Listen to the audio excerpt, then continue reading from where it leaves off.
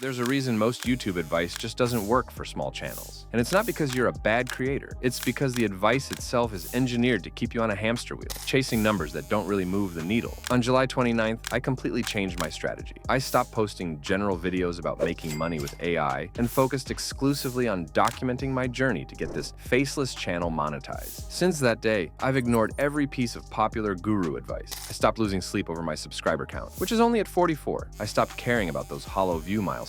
Instead, I listened only to what my own data was telling me. And what I'm learning is that a handful of unpopular metrics, numbers that most creators completely ignore, are the real foundation for a channel that actually lasts. In this video, I'm pulling back the curtain on my own analytics. I'll show you the 3 metrics that are the real key since I started this new journey, how I'm trying to use them to get ahead, and how they prove most of the YouTube advice you're hearing is just plain wrong. Everyone tells you to obsess over your views and subscribers. It's the first thing people ask, right? How many subs you got? How many views on the last one? We've been trained to think these are the 2 pillars of success. But honestly, they're a trap. And my channel's data since I pivoted my content is the proof. Focusing on these vanity metrics leads to burnout. It pressures you to make content for a mysterious algorithm instead of for your actual audience. And it distracts you from what YouTube actually rewards. The algorithm is way more interested in how your audience behaves than how many people have hit the subscribe button. So I'm going to show you the 3 unpopular metrics I'm now focusing on that I believe will have the biggest impact on my channel's growth. These are the numbers YouTube really cares about. And by the end of this, you'll have a totally new way of looking at your own channel. The first lie you're being sold is that getting views is the goal.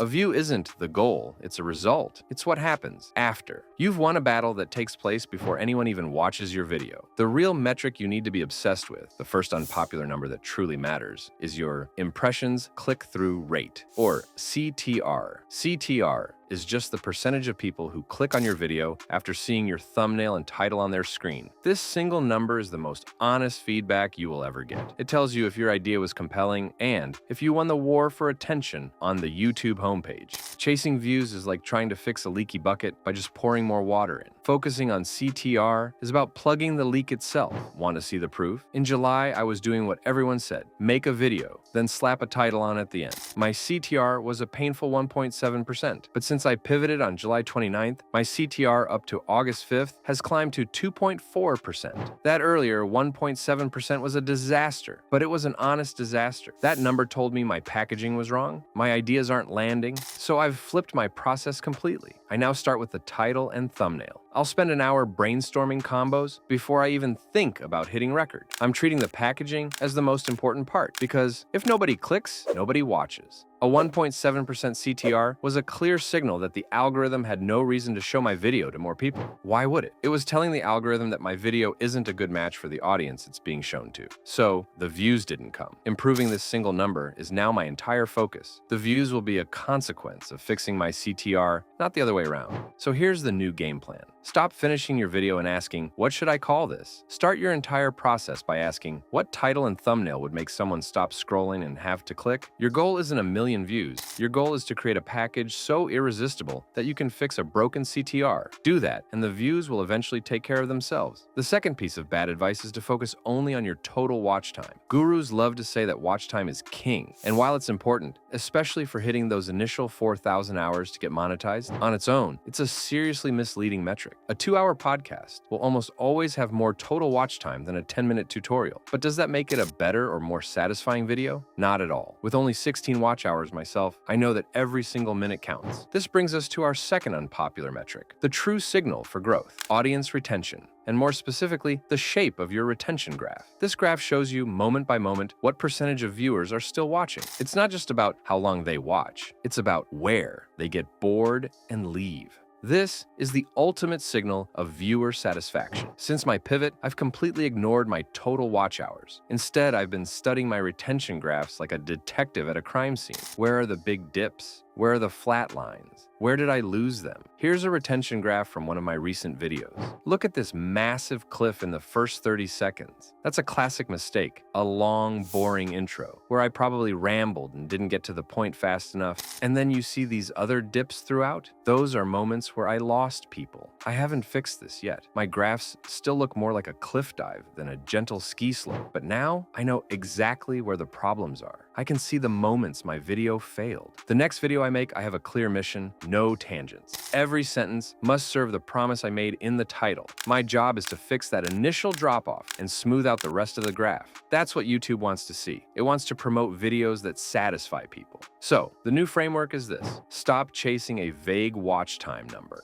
Start performing an autopsy on every video's retention graph. Find the 3 biggest drop-off points in your last 5 videos. What happened there? A slow transition, a confusing graphic, a pointless story? Find those patterns and be ruthless about eliminating them. Your goal isn't 4,000 hours. Your goal is a video so engaging that your retention graph has no major cliffs. The final and maybe most controversial piece of advice to debunk is that subscribers are the only thing that matters for building a community. It's so easy to think that if the sub count isn't going up, you're not growing. That is a dangerous and flat-out wrong assumption. This leads us to our third and most powerful unpopular metric, returning viewers. This is the number of people who have watched your content before and have come back to watch more, whether they are subscribed or not. This is the ultimate sign of a healthy, growing channel. It's the truest signal that you are building an audience that actually cares about your work. When I started, I was obsessed with getting new people to watch. My analytics showed that people would watch one video and then disappear forever. My returning viewer number was, and still is, basically 0. It's proof that I'm just shouting into the void. But knowing this changes everything. My focus can't just be on the next video.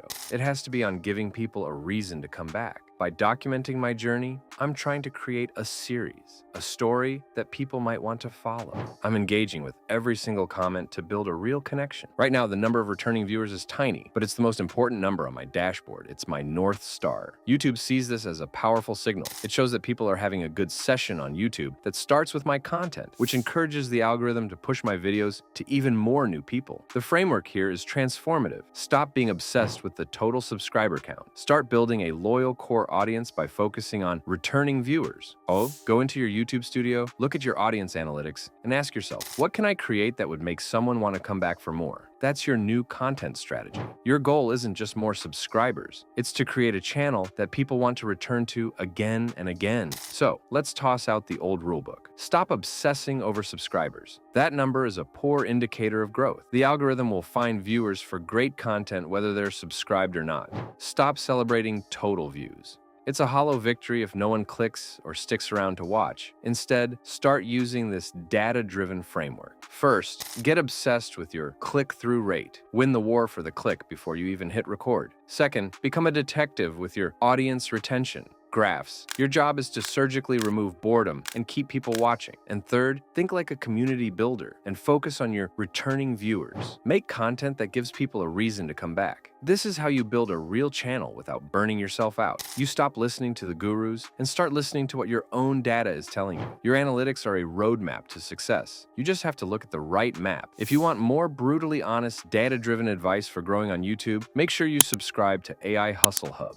In my next video, I'm digging even deeper into these metrics, showing you how I use traffic source data to engineer viral moments. You don't want to miss that.